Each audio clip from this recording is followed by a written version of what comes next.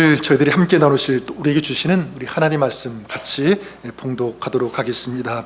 오늘 저와 여러분들이 같이 봉독하실 하나님 말씀은 구약 성경 호세아서입니다. 7장 8절부터 16절까지의 말씀 봉독하기 원하는데요. 제가 8절 말씀 봉독하고 우리 16절까지 한 절씩 교독하도록 하겠습니다. 에브라임이 여러 민족 가운데에 혼합되니 그는 곧 뒤집지 않은 전병이로다. 이방인들이 그의 힘을 삼켰으나 알지 못하고 백발이 무성할지라도 알지 못하는도다. 이스라엘의 교만은 그 얼굴에 드러났나니 그들이 이 모든 일을 당하여도 그들의 하나님 여호와께로 돌아오지 아니하며 구하지 아니하도다. 에브라임은 어리석은 비둘기같이 지혜가 없어서 애굽을 향하여 부르짖으며 아수르로 가는도다. 그들이 갈 때에 내가 나의 그물을 그 위에 쳐서 공중의 새처럼 떨어뜨리고 전에 그 회중에 들려준 대로 그들을 징계하리라. 와 있을진저 그들이 나를 떠나 그릇 갔음이니라. 패망할진저 그들이 내게 범죄하였음이니라. 내가 그들을 건져주려 하나 그들이 나를 거슬러 거짓을 말하고 성심으로 나를 부르지 아니하였으며 오직 침상에서 슬피 부르짖으며 곡식과 새 포도주로 말미암아 모이며 나를 거역하는도다. 내가 그들 발을 연습시켜 힘있게 하였으나 그들은 내게 대하여 악을 꾀하는도다. 16절 같이 읽겠습니다. 그들은 돌아오나 높으신 자에게로 돌아오지 아니하니 속이는 활과 같으며 그들의 지도자들은 그 혀에 거친 말로 말미암아 칼에 엎드러지리니 이것이 애굽 땅에서 조롱거리가 되리라. 아멘. 하나님의 말씀입니다. 하나님의 말씀을 읽고 또 묵상하고 이렇게 생각할 때면 어떨 때 하나님께서 그 말씀 한 구절이 확 이렇게 다가오게 하는 그런 말씀이 있기도 하고요. 또 어떤 경우에는 말씀 한 단어가 확 밀려와서 가슴을 두드리고 이 때릴 때 그럴 때 있을 것입니다. 지난주에 그 열매라는 그 단어가 그런 경우죠. 저에게 주시는 또 우리 교회에게 주시는 하나님의 메시지로 저에게 다가왔고요. 그래서 열매 맺는 나무가 되기 위하여라고 하는 이 제목으로 지난주에 말씀을 나누었습니다. 다시 한번 여러분들을 축복하는데 열매 없는 신앙 나무가 아니라 열매 있는 그런 나무 신앙이 될 수 있기를 주님의 이름으로 간절히 축원합니다. 회개의 열매, 성령의 열매, 그리고 영혼의 열매를 거두는 그런 삶. 그러기 위해서 우리 한 가지 꼭 기억하십시오. 우리 삶에, 우리 신앙의 뿌리를 세상에 두는 것이 아니라 어디에 내려야 된다고 그러겠죠? 하나님께, 우리 주님께 그 뿌리를 내릴 수 있어야 된다. 시편 1편 3절에 시냇가에 심은 나무가 철을 따라 열매를 맺음과 같이 우리가 우리 신앙의, 우리 삶의 그 뿌리를 우리 주님께 내릴 때, 동행할 때 이런 아름다운 열매를 맺을 수 있는 줄 믿습니다. 빌립보서 1장 11절에도 말씀하죠. 예수 그리스도로 말미암아 의의 열매가 가득하여 하나님의 영광과 찬송이 되기를 원하노라. 언제 의의 열매가 가득할 수 있냐면 예수 그리스도로 말미암아 예수 그리스도와 연결되어지는 삶이 될 때, 예수님과 동행할 때, 함께 할 때, 그럴 때 성령께서 이런 의의 열매를 거두게 하신다. 성령의 열매를 맺게 하신다. 사랑과 희락, 화평, 오래 참음, 자비, 양선, 충성, 온유, 절제, 이런 성령의 열매, 이런 의의 열매를 맺을 수 있다는 것입니다. 자, 이것이 지난 한 주 우리에게 주신 메시지라면 이번 한 주 동안 가장 크게 저에게 도전이 되고 다가왔던 메시지 말씀이 있었어요. 그게 바로 에스겔서 20장 32절 말씀이었는데, 하나님께서 이스라엘 죄를 책망하시면서 그들이 어떤 태도를 가지고 있는지, 어떤 마음을 가지고 있는지, 그들의 입술에서 뭐라고 고백하는지를 하나님께서 에스겔에게 전하라, 외치라고 하는 그런 말씀. 그러니까 하나님의 마음을 가장 아프게 한 그런 이스라엘의 그 삶의 모습이었는데, 이스라엘 백성들이 뭐라고 했냐면 우리가 이방인 곧 여러 나라 족속같이 되어서 목석을 경배하리라. 이게 참 하나님의 마음을 아프게 한 거예요. 우리가 이방인 같이 되겠다. 그리고 그들이 섬기는 목석, 그러니까 나무와 돌을 우리가 섬기겠다. 우상을 섬기는 거죠. 그랬다는 거예요. 하나님께서 적과 꿀이 흐르는 가나안 땅으로 그들을 인도해 주셨고, 그곳에서 거룩한 하나님의 백성이라고 하는 이 정체성을 지키면서, 믿음을 지키면서 하나님을 섬기는 그런 백성으로 삼으셨고 언약을 맺으셨는데, 그들은요 이 언약을 파기한 거예요. 하나님을 멀리했습니다. 우상을 경배하고 숭배했다라고 하는 거죠. 이걸 한마디로 말하면 세상과 타협했다라는 것입니다. 세상과 타협했다. 하나님의 백성이 세상과 완전히 뒤섞여 버리고요, 세속화된 거예요. 하나님은 그들이 세상 속에 살지만 세상 속에서 하나님의 백성으로 그 세상을 거룩하게, 아름답게, 거룩한 영향력을 주면서 바꾸라고 하는 이 사명을 주셨는데, 이것을 다 잊어버렸고요, 오히려 세상에 동화되는, 그래서 세상 속에 살아가면서 하나님 주신 가치, 인생의 목적, 삶의 방향으로 살아야 되는데 그렇지 않았다. 세상과 다르지 않고 똑같이 되었다라고 하는 이런 말씀. 자, 그래서 하나님께서 에스겔에게 뭐라고 말씀하셨냐면, 너는 끊어지듯, 허리가 끊어지듯 탄식하면서 그들의 목전에서 외치며 예언하라, 이런 말씀을 주세요. 허리가 끊어지는 것 얼마나 고통스럽겠습니까?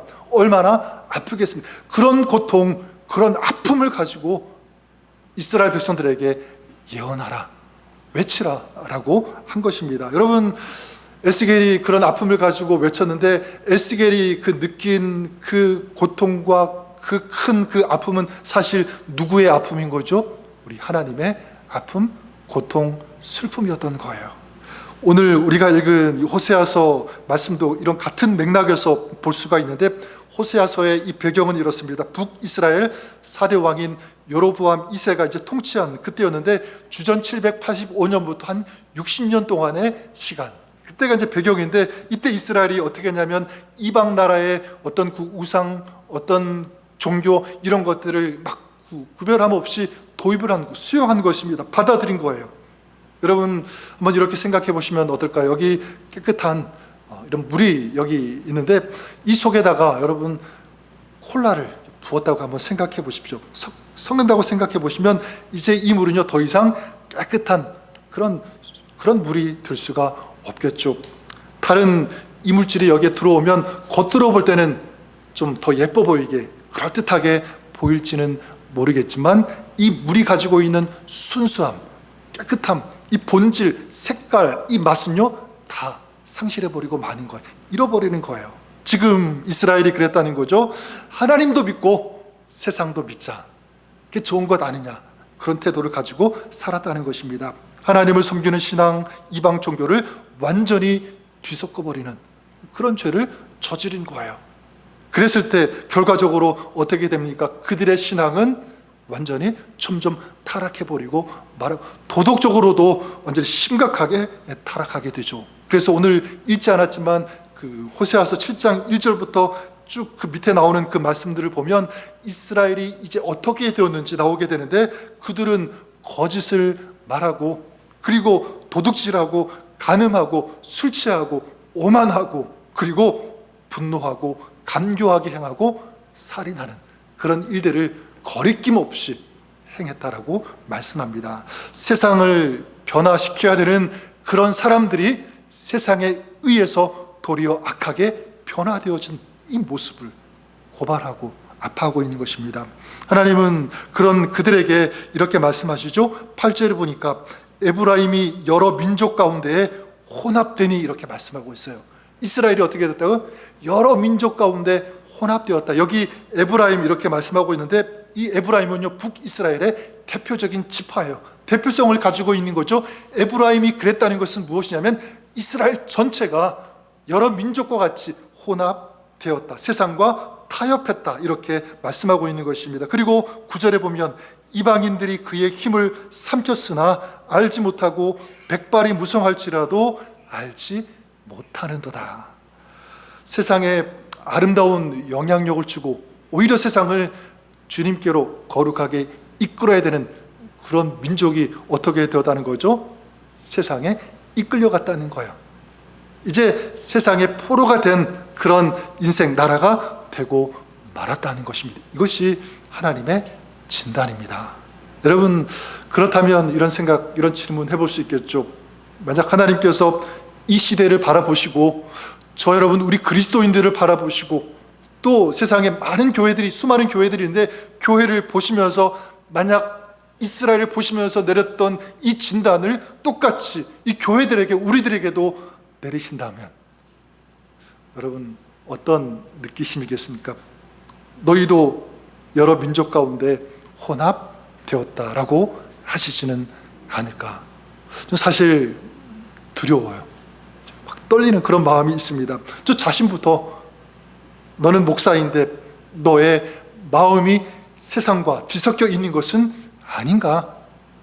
이런 말씀을 만약 주님께서 하신다면 어떨까? 두려운 거예요. 그 20세기 그 최고의 기독 영성 작가로 알려진 토저 목사님, 아마 여러분 들어보셨을 거예요. 많은 책을 쓰셨는데 그 중에 어떤 책이냐면 믿음의 타협은 없다라고 하는 그런 책 쓰셨습니다. 믿음의 타협은 없다. 이 목사님은 이 책에서 교회와 성도가 세상과 타협하고 있는 것을 안타깝게 여기면서 드러내시는 그런 내용들로 채워져 있는데, 예를 들면 이렇습니다. 교회가 어떤 성도들의 숫자를 늘리기 위해서, 그런 성장을 위해서 어떻게 하냐면 기업의 그 경영 방식을 도입한다는 거예요. 차용한다는 거예요. 그리고 사람들의 그 기호에 맞추려고 노력한다. 그래서 헐리우드식 그 엔터테인먼트 이런 방식을 자꾸만 교회에 또 예배에도 도용을 한다라고 하는 이 목사님의 말씀입니다. 하나님 한 분이 전부이고, 그래서 하나님 한 분으로 우리가 만족하고 그분을 찬양하고 예배하는 것이 우리 예배의 진정한 목적인데 자꾸 사람들을 의식한다. 그래서 하나님만으로 만족할 수 없기 때문에 자꾸 다른 것으로 사람들을 만족시키려고 하는 어떤 그런 시도가 일어나고 있다라고 하는 것입니다. 그래서 뭐 여러 가지 활동, 뭐 게임, 다과 있습니다. 그래서 이 목사님의 표현으로 말하면 줄무늬 사탕이래요. 줄무늬 사탕을 쭉 늘어놓고 사람들이 따라오도록 하는 그런 모습들. 아마 우리들 가운데도, 이 시대의 우리 교회들 가운데도 그러지 않을까 생각합니다. 우리는 그렇지 않지만 어떤 교회는요, 막 우리 목사님이 어때? 잘생겼어? 그러면서 교회 오라고 할 수도 있고, 우리 교회 건물이 어떻다? 어떤 성도들 중에 누가 있다? 이런 것들로 자꾸 오게 하는. 여러분 그렇지 않죠. 우리 교회 오면 하나님 만날 수 있어. 하나님이 당신을 얼마나 사랑하는지 교회 오면 예배를 통해서 알 수 있어, 느낄 수 있어. 이게 진짜 목적이 돼야 되는데, 전부가 돼야 되는데 그렇지 않다라고 하는 거예요. 이게 뭐냐면 목사님은 타협으로 규정합니다. 근데 성도도 마찬가지예요. 성도도 주님으로 만족하지 못하고 자꾸 어떤 세상의 즐거움 이런 것들을 교회에서 느끼려고 하는, 어떤 대리 만족하려고 하는 그런 마음으로 나올 수 있다. 또 어떤 경우에는 요한복음 3장 16절 말씀, 예수 그리스도를 구주로 영접했기 때문에 나는 이제 아무것도 하지 않아도 난 천국행 비행기에 탔다. 그 천국행 비행기 자동 조종 장치 그걸 딱 맞춰 놓고 뒷좌석에 편안히 앉아서 누워 있는 어떤 그런 신앙. 만약 그렇다면 이것도 타협하는 것이다.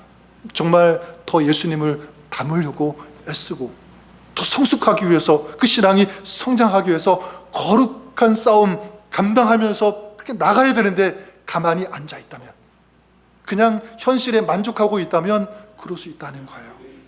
그 외에도 그냥 세상이 주는 어떤 재물의 희열을 느끼고 그것으로 만족하고 있다면, 세상적인 안정감에 의존한다면, 그리고 믿는다고 하면서 기도하지 않는다면, 이게 세상과 타협하는 것이다. 이 목사님이 이렇게 규정합니다. 저는 여러분들을 축복합니다.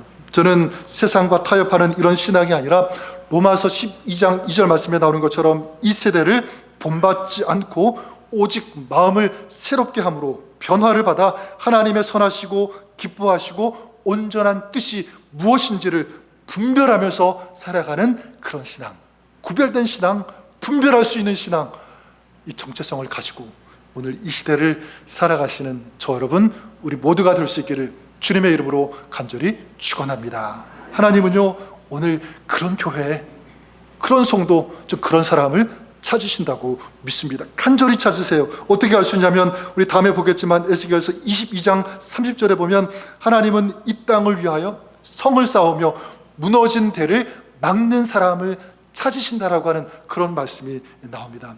어떤 의미가 있죠? 하나님은 타협하지 않고 오히려 세상에 무너진 그런 것들을 보면서 막기를 힘쓰는 사람, 그리고 그걸 메울 수 있는 그런 사람, 이런 사람들을 찾으신다는 거예요. 전 여러분, 우리 교회가 그럴 수 있기를 바랍니다. 그러면 어떻게 세상과 타협하지 않고 오히려 더 나아가 타협하여서 무너지고 있는 그런 현장을 막을 수 있는 사람, 보수할 수 있는 사람, 고칠 수 있는 그런 사람이 될 수 있는가라고 할 때 좀 몇 가지 제안을 드립니다. 첫 번째가 뭐냐면, 먼저는 내 삶을 뒤집어야 된다. 뒤집을 수 있어야 된다. 이렇게 말씀드리고 싶어요.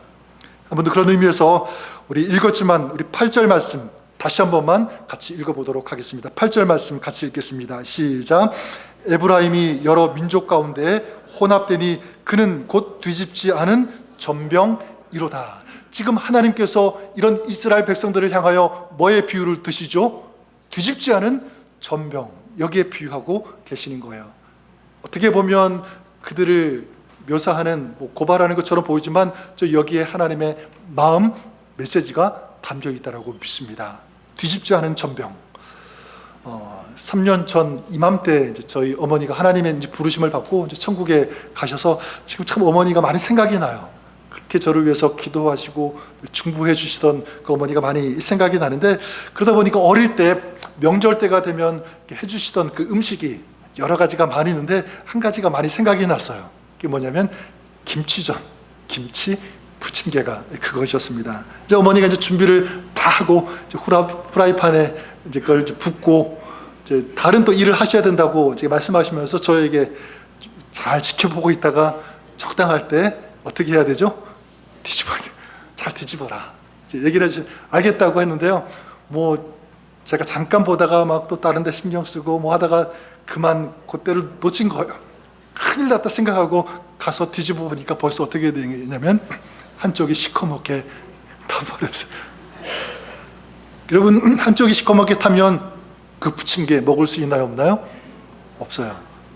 아깝지만 다 버려야 되지 않겠습니까? 근데 여러분, 지금 오늘 말씀 8절에 보면 하나님께서 이스라엘에게 뭐라고 말씀합니까? 그는 곧 뒤집지 않은 전병이로다. 어떤 의미가 있죠? 뒤집어져야 할 때 뒤집어지지 않았다라는 것입니다.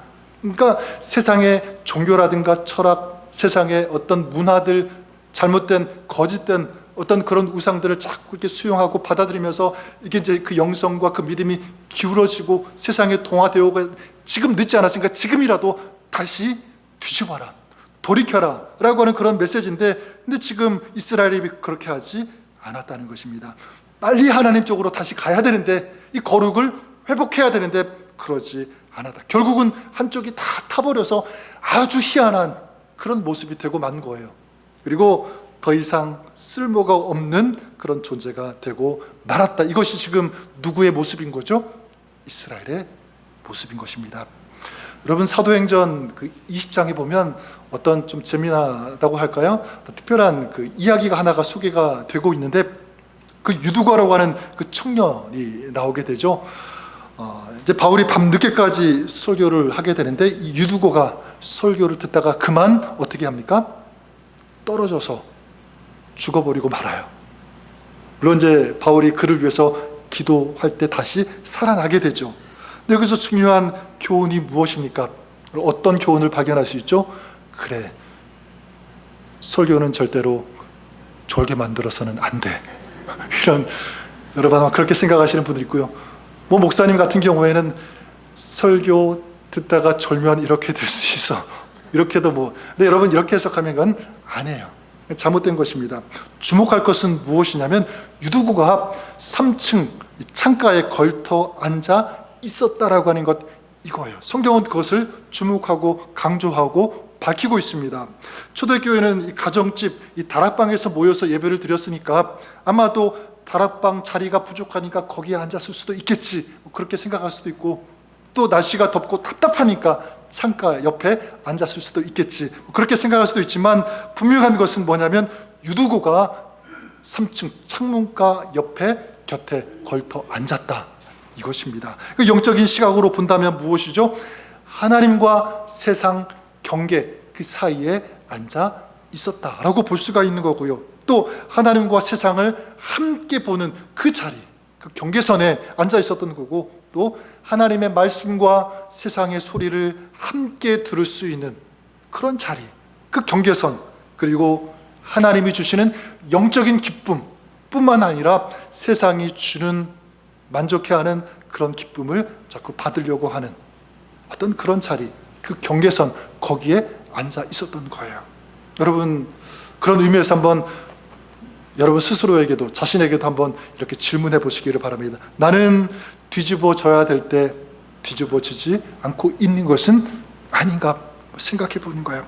이스라엘처럼 하나님과 세상을 같이 붙잡고 있지는 아닌가, 유두고처럼 하나님과 세상 경계선에 앉아 거기에서 그냥 머뭇거리고 있는 그런 신앙은 아닌가 돌아볼 수 있는. 여러분, 좀 어떻게 해야 될까? 여기에 대해서 오늘 말씀 10절을 다시 보시면 이렇게 말씀하죠.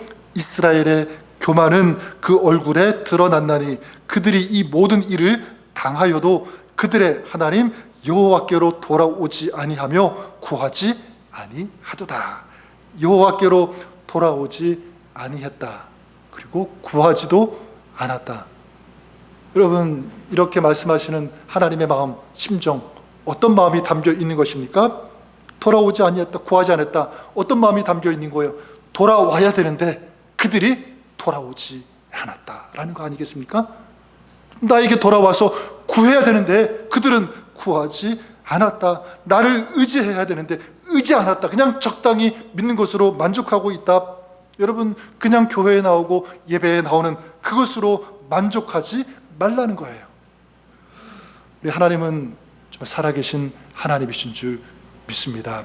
우리가 찾고 구하면 오늘 살아계셔서 우리를 만나주시는 하나님이 우리 하나님, 사랑의 하나님, 그 하나님이 저와 여러분, 우리가 부르는 하나님이신 줄 믿습니다. 저는 그런 의미에서 우리가 늦지 않기를 바라요. 머뭇거리지 않고 미루지 않았으면 좋겠습니다. 늦으면 어떻게 되죠? 지금 이스라엘 뒤집지 않은 전병이 다 타버린 것처럼 늦어버리고 마는 거예요. 후회할 수밖에 없는 것입니다. 여러분, 주님께서 이제는 끝났다라고 선언하시기 전에 정말 주님께서 살아계신 하나님 아들이심을 내가 믿습니다. 나를 위해서 십자가에서 죽으시고 부활하신 그 주님이 나의 주님이심을 내가 고백합니다. 인정합니다. 그 주님을 내가 믿습니다. 우리 삶을, 우리의 마음을요, 주님께 뒤집을 수 있어야 돼. 그래야지 사는 거죠. 그래서 거기에 생명이 임하는 것이고 그 삶이 신앙, 그 신앙이 저 소망이 있게 되는 줄 믿습니다. 고린도후서 6장 2절에 보라 지금은 은혜 받을 만한 때요, 보라 지금은 구원의 날이로다.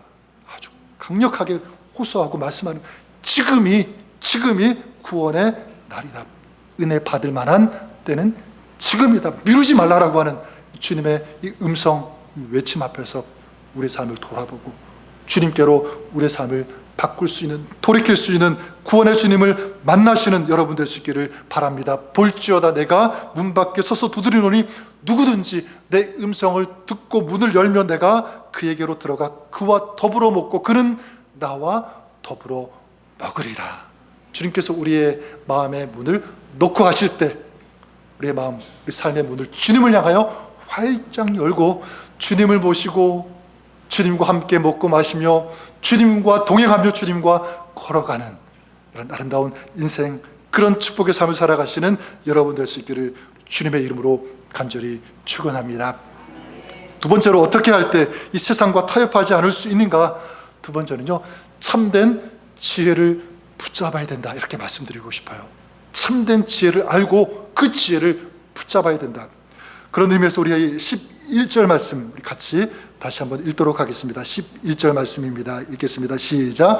에브라임은 어리석은 비둘기같이 지혜가 없어서 애굽을 향하여 부르짖으며 아수르로 가는도다. 이제 에브라임, 이스라엘 향해서 또 비유를 드시는데 이번에는 뭐라고 비유를 드십니까? 첫 번째는 뒤집지 않은 전병, 두 번째는요, 이렇게 어리석은 비둘기 같다, 이렇게 말씀하고 있습니다. 왜 비둘기가 어리석다고 하는 걸까? 정말 비둘기가 어리석을까? 제가 막 이렇게 자료를 찾아보고 인터넷을 뒤져보니까 맞아요. 비둘기는 순진하지만 인지 능력이 굉장히 낮대요. 그리고 분별력도 떨어진대요. 그래서 어떤 먹이, 어떤 소리에 쉽게 이끌려가서 덫에 걸리기도 하고 함정에 잘 빠지기도 하는 것이 비둘기라고 합니다.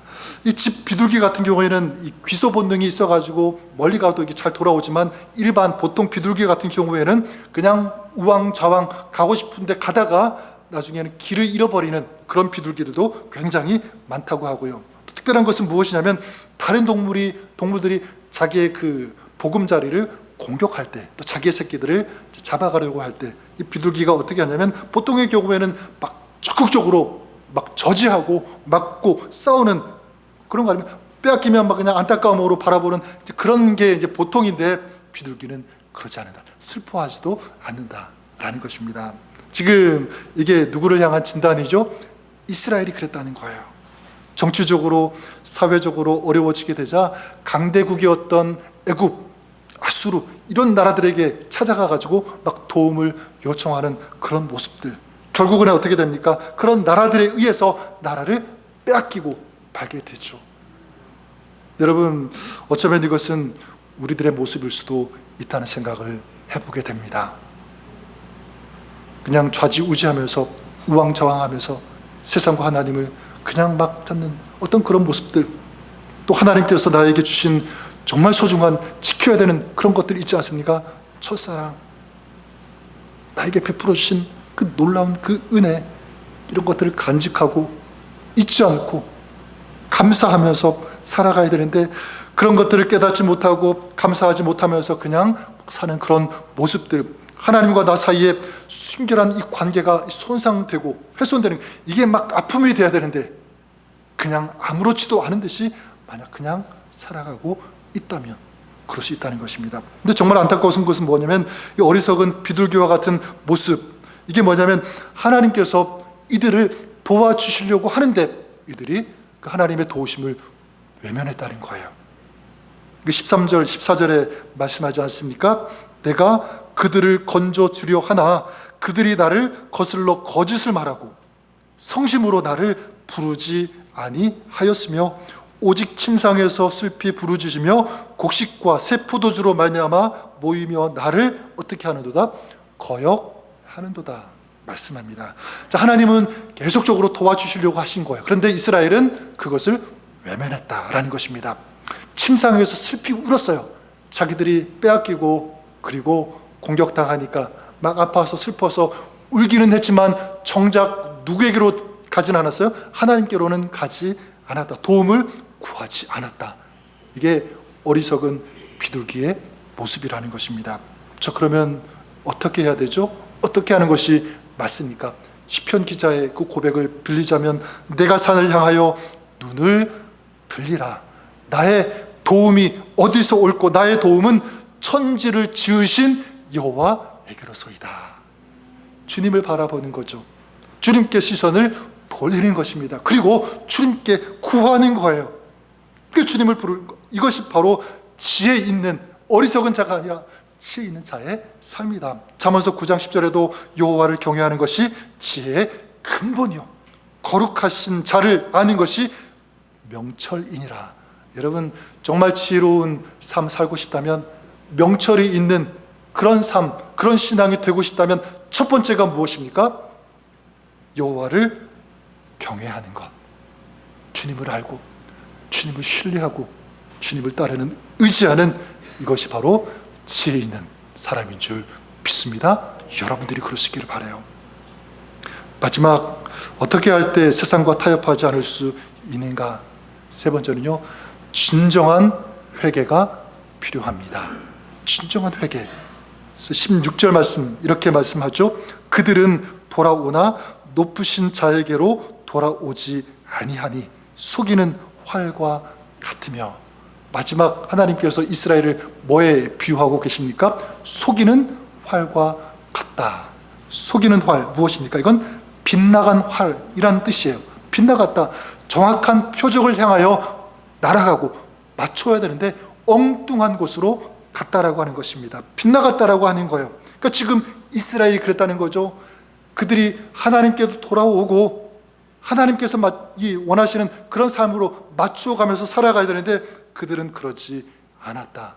어떤 경우에는 힘들고 어려움이 있으니까 하나님을 찾는 것처럼 보이지만 또다시 자꾸 세상으로 가게 되었다. 세상을 의지했다는 것입니다. 그러니까 회개하는 것처럼 보이지만 실제는 진정으로 회개하지 않았다. 그냥 표면적인 거짓된 회개에 불과했다라는 거죠. 여러분, 저는 여러분들이 회개를 하되 진정 주님께서 원하시는 참된 회개를 회복하시는 여러분 되시기를 바랍니다. 그래, 착하게 살아야지. 그냥 신앙생활, 종교생활 해야지. 그 정도가 아니라 여러분, 진정한 회개는 뭐냐면 그의 마음이, 그 삶이, 그 삶의 그 목적과 그 가치가 누구에게로 완전히 돌아서는 거죠? 주님께로 돌아서는 거예요. 주님께 맞추는 거예요. 주님께서 이끄시는 그 삶에 맞추어서 순종하며 살아가는 그런 삶인 줄 믿습니다. 나를 위해 죽으시고 부활하신, 다시 사신 그 생명의 주님, 거기에 나의 인생, 나의 가정, 삶, 사역, 이 모든 것을 걸 수 있는 그런 사람, 그것이 진정 지혜 있는 사람인 줄 믿습니다. 오늘 주님은 우리에게도요, 허리가 끊어지는 그런 아픔, 고통으로 우리에게도 외치십니다. 세상과 타협하지 마라. 내게로 돌아오라. 진정 나를 의지해라. 나를 붙잡아라. 라고 하는 이 말씀, 이 주님의 외침을 우리가 들을 수 있기를 바랍니다. 그럴 때 주님께서 우리의 소망 되어 주시고요, 우리의 힘이 되어 주시고, 환난과 어려움, 고난 가운데 있을 때 우리를 건져 주시며 구원해 주시며 진정한 승리로 우리를 이끌어 주실 것을 믿습니다. 이 주님과 동행하는 그런 여러분의 신앙, 세상과 타협하는 신앙이 아니라 주님과 온전히 연합되어서 함께 살아가는, 승리하는 진정한 복이 있는 그런 여러분의 삶, 가정 될 수 있기를 우리 주님의 이름으로 간절히 축원합니다.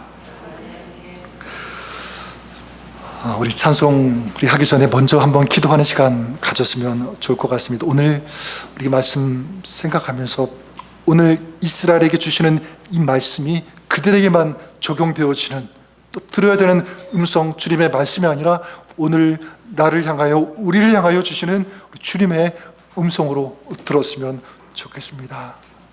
나에게 돌아오라고 하는 주님의 음성, 우리가 듣고 주님을 의지하고 주님 믿고 주님 신뢰하면서 나아가는 그런 저희들의 신앙 되게 하여 주시옵소서. 여러분 또 가정을 위해서도 기도하시고요, 또 우리 자녀들, 우리 가족들을 위해서 한번 기도할 때 하나님 정말 주님께로 돌이키며 주님과 연합하며 주님 기뻐하시는 그런 진정한 살아있는 신앙의 삶 살아갈 수 있도록 도와주옵소서.